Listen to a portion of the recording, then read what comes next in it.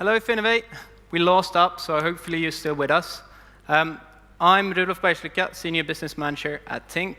I'm joined on stage by my colleague David Frenkel, who today will play the role of a developer using our self-service platform. Tink is a technology provider, enabling partners such as ABN AMRO, Nordea, BNP Paribas, Fortis to capture the opportunities of open banking. We like to consider ourselves as the rails and brains of open banking. And as part of that, we're building out the infrastructure for account aggregation on a pan-European scale and beyond. That expansion was boosted last week when we announced our latest funding round of 56 million euros. Up until April 2018, our technology was only available to the largest retail banks of the world. Since then, we have opened up our platform, allowing developers from companies of any size or knowledge of the financial space to get access to financial data. And as of today, we have about 1,500 developers building products using our account aggregation API and actually taking them to the market. And ladies and gentlemen, that's why we were also very excited last week when we announced that we are now live in more than 5 markets, 9 markets in total, on our self-service platform, covering thousands of banks. What we will show you today is how easy it is to get access to financial data through one single API in order to build kick-ass products.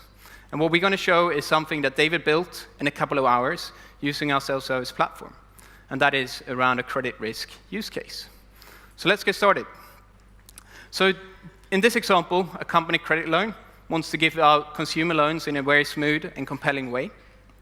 And based on the financial profile of the customer, David is able to actually do a credit risk assessment without the need to do an external credit checkup, and that is due to the depth of data that he's able to aggregate and analyze. So let's get started. So this user or customer wants to borrow 10,000. And what David has decided to show is actually the different markets that we are available on our platform. So if we click into Spain, we can just show the number of banks that we are integrated with. But as we are in London, we can click into United Kingdom, and you get a feel of the banks that we cover here as well. But this customer resides in Austria. So they click into Austria and are asked to add their main bank, which is Erste Bank in this case. And now the end user and the customer would expect the exact same authentication process as they would towards their own mobile banking app. At Erste, they use a 2-factor authentication called S-Identity. But for example, if we would have used this for BBVA in Spain, the end user would have expected the exact same authentication process as they use. So what you now see in the background is that we are aggregating, we're cleaning, and we are enriching the data in order to create those insights that David needs in his credit risk assessment.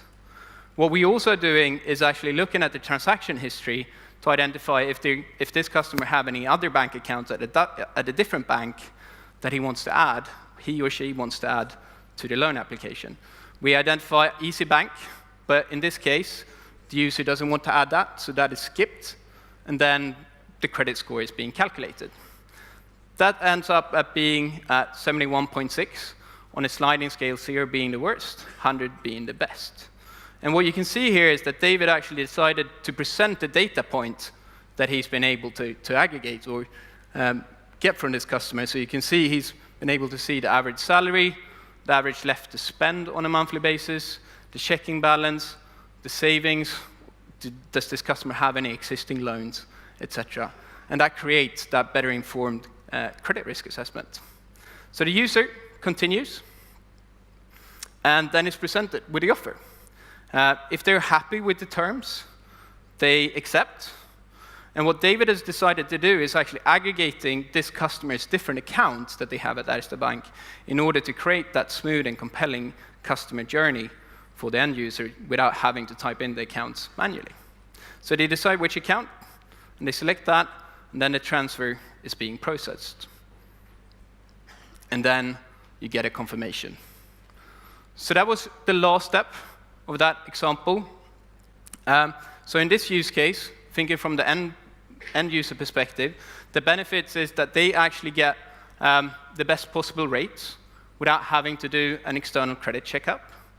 For the business perspective, they are able to optimize their acceptance rates without, or through rather, a very compelling and competitive user experience.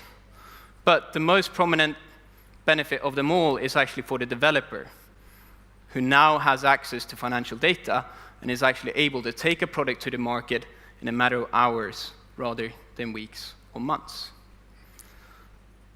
So this was just one use case that was possible on our platform. We would love to hear more about your possible use cases, or you can come by and we can tell you more about how you can get started using our self-service platform.